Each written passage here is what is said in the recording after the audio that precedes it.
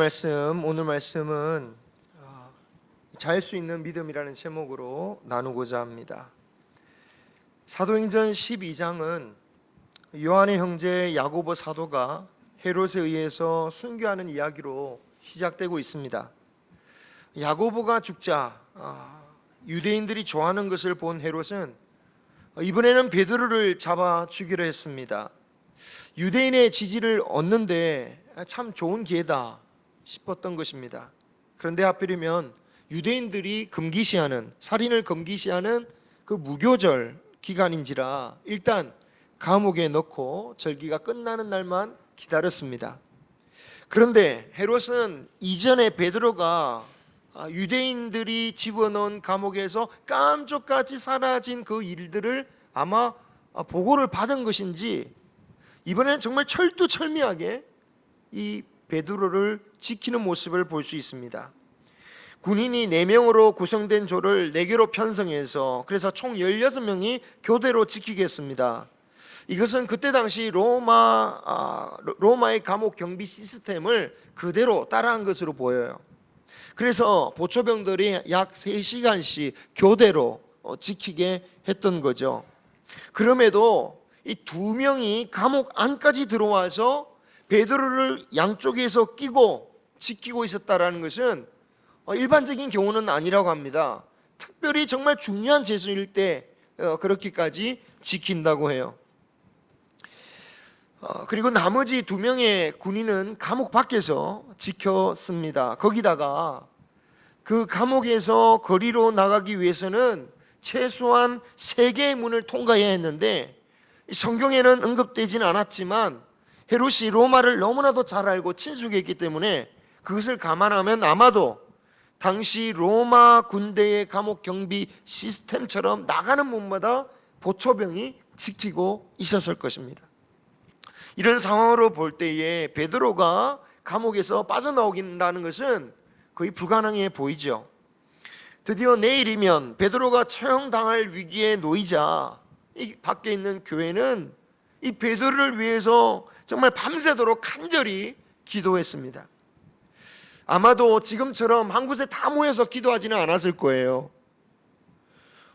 핍박이 한창 진행되고 있었으니까 모든 사람들이 다 모일 수는 없었을 것이고 각자 막 여러 명이 군데군데 흩어져서 아마 예루살렘 전역에서 기도를 하고 있었을 것입니다. 나중에 빠져나온 베드로가 마리아의 집에 갔을 때에 그들에게 부탁하죠. 사도들에게도 좀 알려주라고. 그러니까 그곳에는 사도들이 없었다라는 얘기겠죠. 어찌되었든 그날 밤에는 베드로 때문에 잠 못 드는 사람들이 이 예루살렘에 아주 여러 군데 많은 사람들이 그렇게 잠을 못 이루고 있었을 겁니다. 군인들도 마찬가지겠죠. 베드로가 빠져나가면 자기들이 죽으니까 잠 못 잘 겁니다. 그런데 정작 베드로 본인만 잠을 잘고 있습니다. 과연 그런 상황 가운데서 여러분 잠이 오시겠습니까? 얼마나 잠이 깊이 들었는지 무슨 시몬스 침대에 누운 것도 아니고 에이스 침대에 누운 것도 아닌데 얼마나 잠을 잘 자는지 좀채 빛으로 막 온 천사가 와도 깨지를 않아요. 그래서 천사가 어떻게 합니까? 옆구리를 쳐서 깨웠다. 네. 혹시 주변에 눈꺼풀이 좀 무거워 보이신 분을 보면 옆구리 한번 손가락 찔러 보시죠. 옆구리 싹. 네. 말만 들어도 옆구리가 시큰거리지 않습니까? 그죠? 옆구리가 그렇게 민감한답니다. 그런데 여기 쳤다라는 말이요, 그냥 슬쩍 건드려 본다는 얘기가 아니고 쳤다라는 거예요. 쳐서 깨웠다. 네. 그러니까 물론 엄청나게 아프게 때리지는 않았겠지만 최소한 적어도 슬쩍 건드린 정도는 아니란 말이죠. 그래서 베드로가 놀라가지고 일어나긴 하는데 여전히 제정신을 차리지 못해요. 자신이 쇠사슬에 묶여 있었는지 아닌지 그것도 깨닫지 못하고 일어나라고 하니까 그냥 쏙 일어나요. 그러니까 쇠사슬을 어떻게 합니까? 그냥 벗겨지는 거예요. 아마도 그의 옆에 지키고 있던 군인들도 똑같은 모습이 아니었을까. 아무 생각, 어떤 상황인지 모르겠지만 마치 쇠사슬처럼 무방비로 그냥 베드로는 나갔던 겁니다. 그리고 띠를 띠고 신을 신으라는 말에 베드로는 순수히 그냥 순수히 순종하며 그냥 따라갑니다. 그런데 이게 지금 실제로 일어난 것인지 아닌지 환상을 보고 있는 것이다 라고 생각을 했다고 해요. 아마도 이전에 베드로가 환상을 봤잖아요.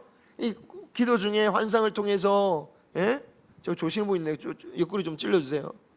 조시는 분 있으면 제가 사실은 찌를 수 있게 하는 방법이 있는데 그걸 참아 못하겠네.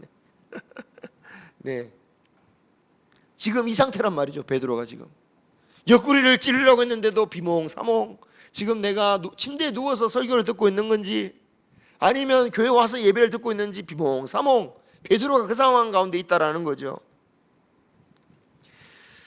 언제까지 그 상태였냐면 거리로 나가기 위해서 세계의 문을 통과하고 나가서 그곳을 통과하고 나가서도 거리 한 구간 정도를 지나간 후에야 정신이 번쩍 들었다라는 거예요.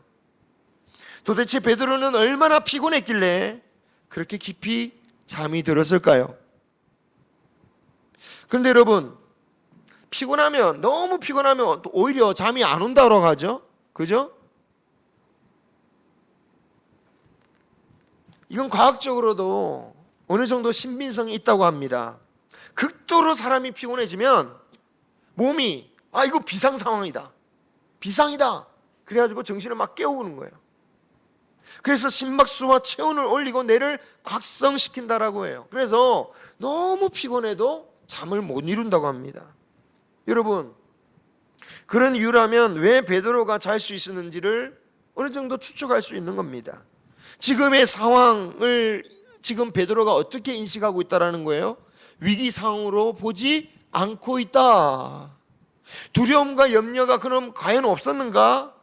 그런 것보다는 자신의 모든 것을 주님께 내어 맡겨 드렸다라는 거예요. 그죠? 그러니까 잠이 오는 거죠. 그러니까 예배 시간에 그렇게 집에서는 자려고 해도 잠이 안 오는데 이렇게 예배만 드리면 모든 염려와 두려움을 다 주님께 맡기니까 예배만 드리면 이렇게 잠이 오는 거예요. 그죠? 할렐루야. 그렇습니다. 베드로가 그럼 원래부터 이렇게 담대한 사람입니까? 베드로가 원래 이렇게 모든 염려와 두려움을 맡겨놓는 그런 위대한 믿음의 사람이었습니까? 예수님을 3번이나 부인하고 저주까지 할 만큼 죽음을 두려워한 사람 아니었습니까? 그런데 여러분, 아무리 예수님의 수지자였다 할지라도 예수님과 직접 3년간이나 같이 살았고 기적도 보았고 자기도 기적의 주인공이었고 예수님의 말씀을 다 들었지만 그런 베드로조차도 죽음을 두려워할 때에 기본적인 믿음조차 고백하지 못하고 오히려 부인하지 않았습니까? 그죠? 그런 모습을 보면서 우리는 위로를 받기도 해요. 야, 저 베드로도 저렇게 예수님을 배반했는데 우리가 믿음 없는 거 좀 괜찮지 않냐? 이런 생각이 들죠. 그런데요, 그런 식으로 생각하면 오해하는 겁니다. 그런 베드로의 상태로 머문다면 그 베드로는요, 위대한 사도는커녕 자신의 믿음조차 지킬 수 없었다라는 거예요. 그래서 베드로는 성도들에게 훗날 이렇게 가르칩니다. 자, 베드로서 5장 7절입니다. 같이 읽겠습니다. 시작. 너희 염려를 다 주께 맡기라. 이는 그가 너희를 돌보심이라. 아멘. 여러분, 이 베드로 전서를 쓸 때 상황은요, 언제였냐면 네로 통치 시대였어요. 네로 황제로부터 핍박받을 시대였습니다. 심지어 이 베드로 전서를 기록한 시기와 그리고 로마의 불이 난 시기가 같아요. 그래서 어떤 일이 벌어졌습니까? 이 로마 백성들의 그 원망을 돌리기 위해서 네로가 그러잖아요. 이 불은 그리스도인들, 기독교인들이 저질렀다, 불질렀다. 그러니까요, 여러분, 그 당시에 로마 정부만의 핍박을 받은 것뿐만이 아니라 사실은 바로 옆집에 사는 그 로마 시민이 우리를 어떻게 보느냐 말이죠. 이게 얼마나 무서운지 아시죠? 옛날 일본 시대, 일본에서 지진이 났을 때에 일본군에 의해서 죽은 사람보다 그냥 민간인한테 죽은 한국 사람이 훨씬 많다고 하잖아요. 그러니까 어디서 무슨 일을 당할지 모르는 그런 정말 무서운 시기를 겪고 있었다라는 거죠. 이럴 때에 베드로가 성도들에게 말하는 겁니다. 모든 염려를 주께 맡겨라. 만약 두려움에 사로잡힌다면 어떻게 되는지를 바로 그 다음 5장 8절에서 이렇게 말씀하십니다. 시작. 깨어라, 너희 대적 마귀가 우는 사자같이 두루다니며 삼킬 자를 찾나니. 아멘. 두려움에 사로잡히면 어떻게 된다고요? 마귀에게 사로잡힌다라는 거예요. 우리의 그 두려움의 대상이 무엇이 됐든지 그 두려움 앞에 사로잡히면 그 영혼은 마귀에게 잡아먹히는 거예요. 나는 교회를 다닌다, 종교적인 생활을 한다라는 차원으로 해결된 문제가 아니다라는 거예요. 믿음을 굳건히 해야 됩니다. 우리가 기도를 많이 하고 말씀을 많이 읽고 예배를 드리는 목적이 무엇입니까? 주님 앞에 우리 믿음을 위해서 아닙니까? 그냥 이렇게 참여했다, 기도했다, 말씀 읽었다, 이 문제가 아니에요. 말씀을 성경책을 베고 잡다, 기록해 부족처럼 들고 다닌다, 그것으로 우리의 믿음이 강해지는 게 아닙니다.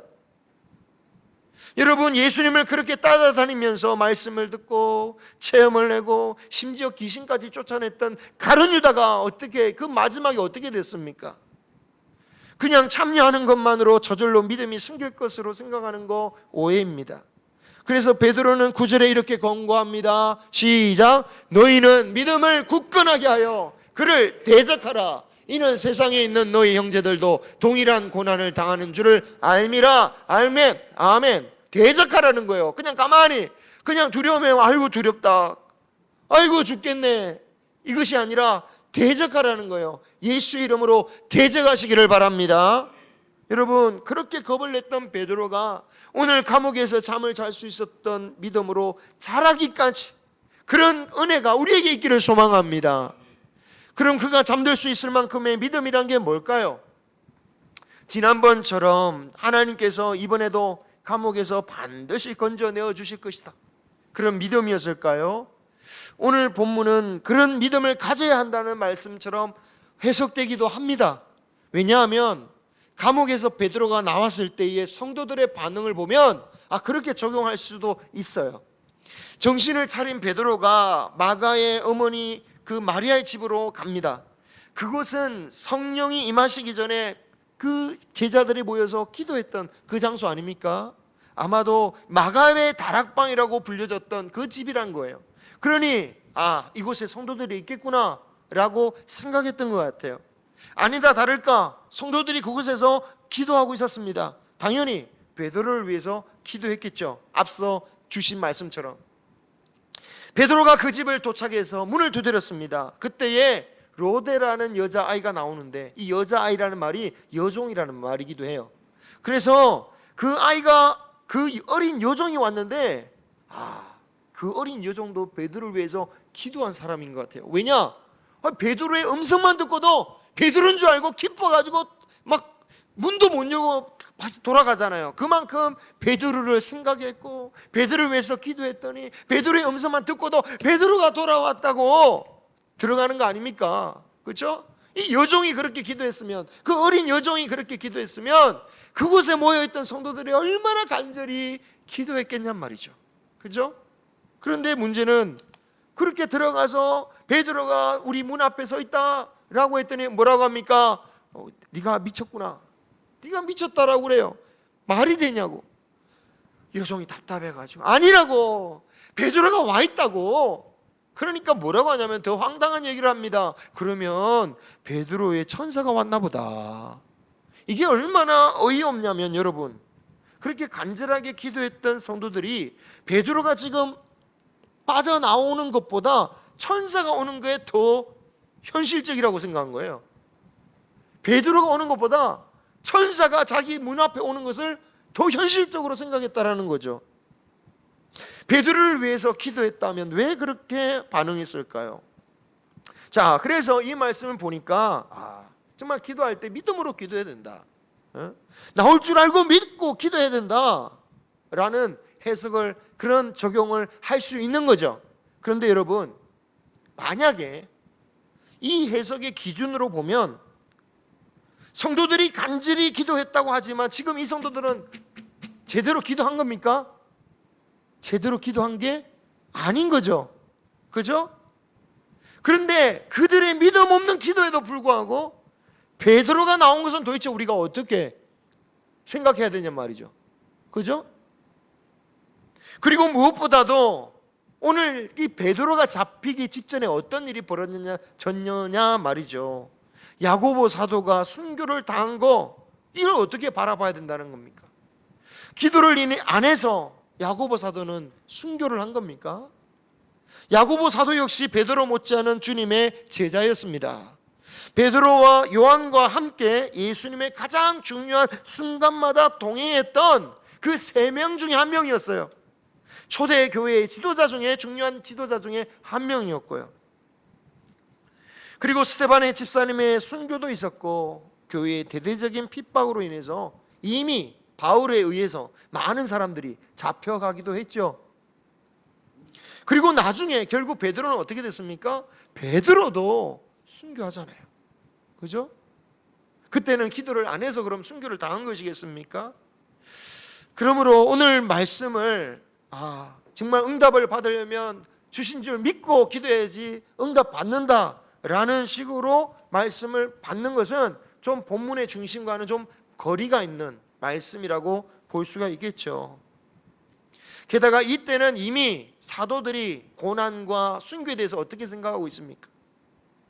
사도행전 55장 41절에 보면 이미 매를 맞고 고난받는 거, 예수님 때문에 고난받고 매 맞는 거, 이것을 영광스럽게 생각하고 기뻐했다라고 말하고 있어요.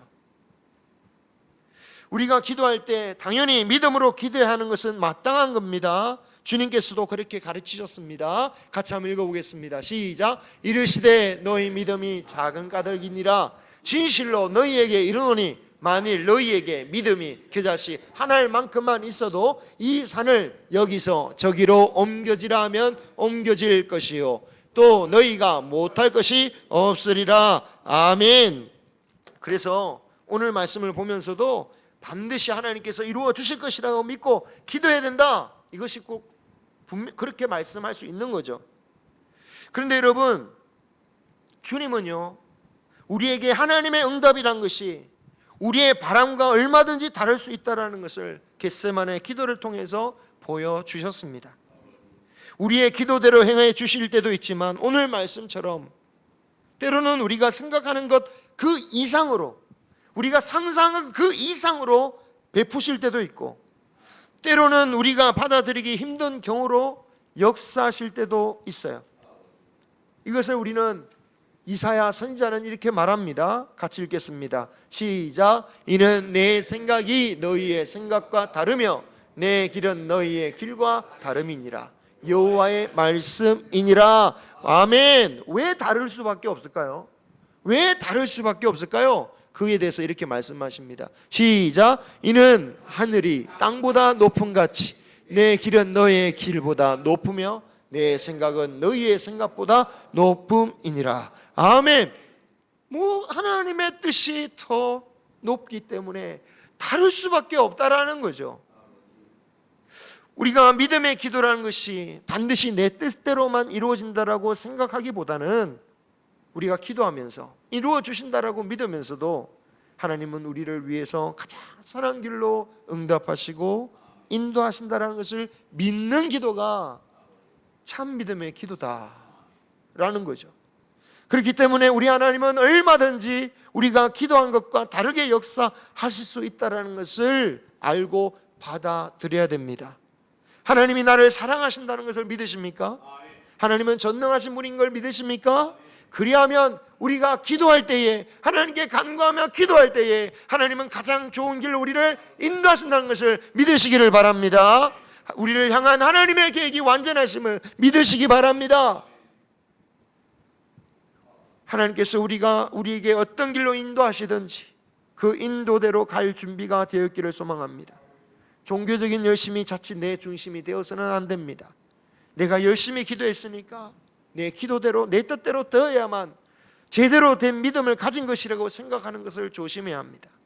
그것은 하나님을 향한 믿음이 아니고 자신의 신념일 가능성이 높습니다. 우리가 믿어야 할 것은 우리보다 우리를 위한 선한 길을 더 잘 아시는 분이시라는 것. 때로는 우리가 그 과정을 이해하지 못할지라도 그런 하나님을 우리의 생명이라도 내어드리며 믿고 나아가는 것, 그것이 우리의 믿음이 되어야 될 줄 믿습니다. 베드로가 감옥에서 그렇게 깊이 잠이 들 수 있었던 것은 바로 이런 믿음이 있었기 때문입니다. 베드로는 지난번처럼 감옥에 나가게 하시던 아니면 야고보처럼 죽임을 당하게 하시던 주님의 선하신 계획을 믿었기에 평안할 수 있었습니다. 베드로가 그렇게 생각했을 거라고 어떻게 확신할 수 있느냐? 왜냐하면 베드로가 네로의 핍박을 받는 성도들에게 그렇게 가르치고 있기 때문이죠. 아까 9절까지 말씀 읽었죠? 베드로 전서 3장 10절 같이 읽겠습니다. 모든 은혜의 하나님 곧 그리스도 안에서 너희를 부르사 자기의 영원한 영광에 들어가게 하신 이가 잠깐 고난을 당한 너희를 친히 온전하게 하시며 굳건하게 하시며 강하게 하시며 터를 견고하게 하시리라. 아멘. 정말 로마의 핍박을 당하고 주변 이웃들로부터 언제 목숨을 정말 끔찍한 일을 당할지 모르는 그 상황 가운데서 두려워하지 말라고 하신 이유는 너희들은 고난 받지 않을 수 있어, 그게 아니라 너희 가운데 순교할 사람이 없어 라고 말씀하시는 게 아니라 고난을 당하지만 어떤 고난이라고 말씀하십니까? 잠깐의 고난이다. 잠깐의 고난이다. 여러분, 잠깐이란 말에 공감이 가십니까? 지금 겪는 고난이 정말 끝없이 느껴지는데, 그런데 여러분, 사람이 참 그렇죠. 우리의 지나간 세월은 정말 잠깐이었다고 다 그러잖아요. 쑥 지나갔다고. 죄송한 말씀이지만 저도 이제 아직 젊었다고, 올 때는 젊었다고 생각하지만 이제 몇 년 없으면 저도 15년만 있으면 은퇴해버린 나이가, 그 정도 나이가 돼버렸어요.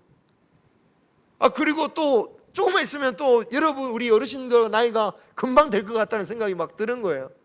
아마도 저희가 특히 우리 어르신들을 이렇게 참 마지막을 항상 보면서 신방하다 보니까 그런 생각이 요즘에 더 드는 것 같아요. 나도 조금만 있으면 금방 될 것 같은데. 왜냐하면 지나간 세월이 금방 지나왔으니까요. 우리 인생에 대해서 다 그렇게 고백하잖아요. 언제 모르게 내가 이렇게 됐을까. 그런데 문제는 잠시 겪는 이 고난에 대해서는 끝나지 않을 것 같은 느낌이 든다는 말이죠. 그죠? 그런데 여러분, 우리의 삶을 돌이켜보면 우리가 겪는 고난도 결국 잠깐에 지나지 않는다는 것을 우리가 고백해야 될 줄 믿습니다. 그런데 왜 하나님은 잠깐이라도 고난을 당하게 하셔야 됩니까? 하나님께서 이 고난을 통해서 어떻게 하신다고요? 우리를 온전하게 하신대요. 우리에게 부족한 것이 무엇일까요? 하나님께서 우리를 부르셔서 하나님의 영광의 나라에 들어갈 수 있는 자로 만들어 주셨잖아요. 하나님께서 우리를 완전한 자로 만들어 주셨잖아요. 근데 뭘 온전하게 하십니까? 그래요, 우리는 하나님의 온전한 자로 부르심을 받았습니다. 하지만 우리 모습 자체가 온전하고 완전하기 때문에 의로운 자라고 완전한 자라고 불리진 게 아니죠. 혹시 예수 그리스도의 피 때문에. 현재 우리의 모습은 주님이 우리를 그렇게 만들어주신 모습과 거리가 좀 있습니다. 그런데 하나님께서 우리에게 고난을 통해서 우리를 하나님의 온전한 모습으로 만들어 가시겠다라는 거예요. 그런 면에서 인생에 고난이 없다, 우리 사람의 눈으로 보면 복된 것 같지만 그것이 결코 복된 것만은 아니다라는 거예요. 하나님을 믿는 자에게는 그 사람을 온전케 하시는 고난이 반드시 오게 된다. 아무리 겉으로 잘 살고 편안하게 다른 사람은 그렇게 보일지 몰라도요, 그 사람을 하나님이 사랑하시기 때문에 그 사랑하는 사람은 아무리 편안하게 보여도 그 각자의 삶 가운데 고난과 어려움과 형편이 있다라는 거죠. 그리고 그걸 통하여 그 사람을 온전케 하신다. 그 고난을 통하여 우리를 굳건하게 하시며 강하게 하시며 그 터를 견고하게 하시리라. 베드로가 깊이 잠이 들 수 있었던 것은 하나님께서 자신을 죽이시든 살리시든 모든 것을 주님께 맡겨버리기로 작정했기 때문입니다. 온전히 주님께 맡기셨습니다. 그렇게 감옥에 갇혔고 양쪽에 그 사슬을 묶여 있으며 그 군인이 2명이서 바로 눈을 시퍼렇게 뜨고 있지만 그 가운데서도 옆구리를 쳐도 깨지 못할 만큼 그 어떤 시몬스 에이스 침대보다 더 평안한 게 그 위에서 잠이 들 수 있었던 거죠. 하나님은 우리를 반드시 선한 길로 인도하여 주십니다. 우리의 필요에 따라 또는 하나님의 뜻에 따라 다르게 역사하실 수 있습니다. 중요한 것은 우리가 그것을 믿고 담대하게 그 인도하심을 받아들이고 믿음으로 나아가는 거죠. 또한 그렇게 갈 수 있도록 도와달라고 우리는 간구하고 기도해야 되겠습니다. 성령을 붙들고 주님의 은혜를 구할 수 있는, 그래서 우리 모두가 되시기를 소망합니다. 물론 어떤 이들은 떨어져 나갈 이들이 있겠죠. 왜 없겠습니까? 하지만 우리 모든 성도님들은 그 자리, 믿음의 자리를 끝까지 지켜서 나아가는 저와 여러분이 되시기를 축원합니다.